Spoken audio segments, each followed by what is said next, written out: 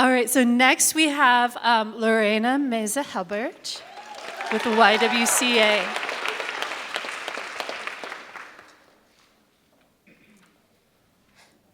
My story begins before I was even born.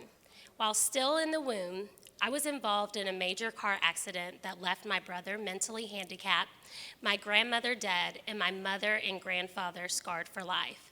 I was born into a family of immigrants, migrant workers, hard workers, especially the women. The women in my life showed me what it meant to be a Mexicana, a Chicana, to work hard, to put your children, your husband, and your family before yourself. Growing up, I saw how they allowed abuse, neglect, violence, and alcoholism into their lives, and the machismo mentality was the norm. I saw how the women in my life continually put themselves on the back burner. I was the parentified daughter, growing up in a home of abuse and neglect with parents of unprocessed trauma. I learned quickly how to stay small and keep silent, which kept me safe. I found ways to be useful, and this is how I learned to earn my love. My parents eventually divorced, and my mother remarried, and suddenly I had 4 additional brothers. I hated school. Not only was I afraid of everything and everyone, my first real encounter with racism was by my kindergarten teacher. I wish that this was my only encounter with racism in school. I would go on to face racism and microaggression with teachers and my peers that would only be exasperated when my family moved to the Appalachian mountains of eastern Kentucky. At 16, I found myself repeating my family's long history of teen pregnancy, and at 17, teen marriage.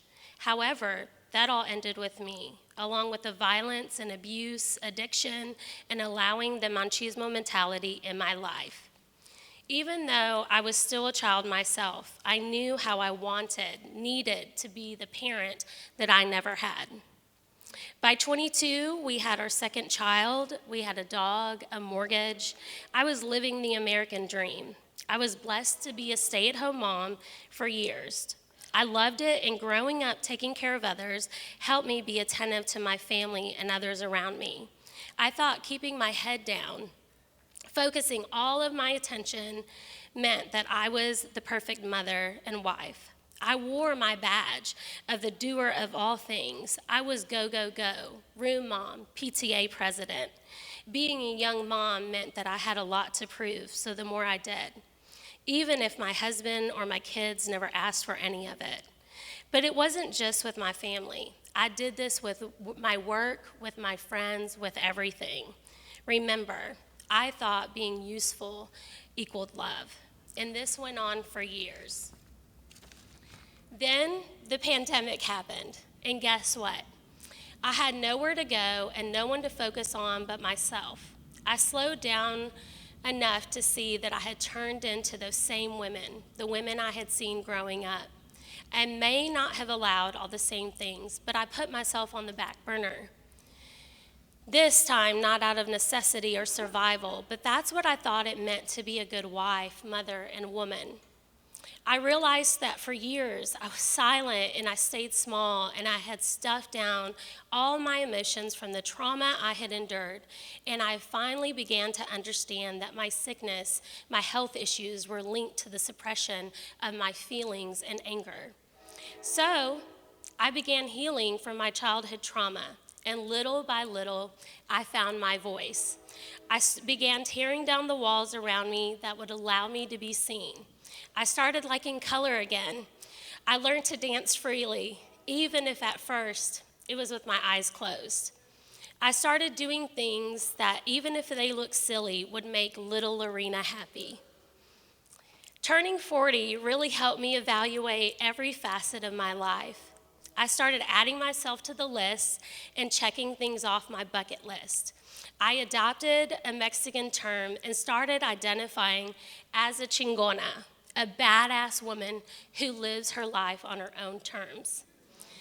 I was late diagnosed with ADHD, and that diagnosis held a lot of pain for me. What I had always believed was that I was the problem. I was the issue with school, with memory, with processing, and math even, and it was actually ADHD. It made me wonder, what if I had known my whole life and how things might have been different? That allowed me to stop and see all the other things that I may not have chosen, I may not have known the reason for or have a diagnosis of why. But the ADHD, the hypervigilance, the ability to plan and be steps ahead of people, to the ability to connect with someone I just met and to make people feel safe and feel seen, I realized that these are my gifts. My life, my past, things that I didn't choose, things that happened to me make me me. So who am I? I'm a Latina. I'm a Chicana. I am a wife celebrating 25 years of love. I am a mother to 2 wonderful children, one with a master's and another living their dream as a pastry chef. I am a woman who loves to support, lift up, and cheer on other women, the marginalized. I believe Black Lives Matter. I believe we are on stolen land, so therefore no one is illegal. I believe in equality and justice for all. I truly believe that love is love, and love will always prevail. I am a hugger, I am a crier, and a talker. I am sensitive and yet fun. I look for the signs from my abuelita and my ancestors in the sky. I hold space for those who do not have the same privileges as me and speak, even if my voice is shaking, for those who do not yet have their voice. I am the woman who will tell you you have lipstick on your teeth, and I will yell and tell you how beautiful you are on the sidewalk. I am the woman who will march beside you for women's rights. I will stand up and say, fuck the patriarchy and power to the people.